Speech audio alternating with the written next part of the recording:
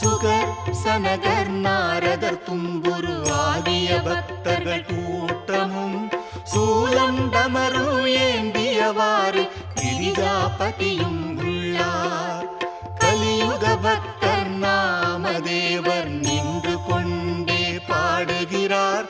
ஜனாபாயும் பின்னால் அங்கே காத்து நிற்கின்றாள்.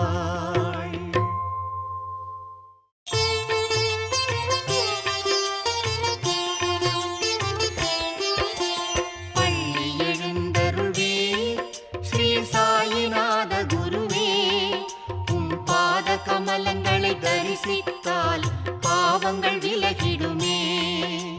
பள்ளி எழுந்தருள்வே ஸ்ரீ சாயிநாத குருவே, உம் பாத கமலங்களை தரிசித்தால் பாவங்கள் விலகிடுமே.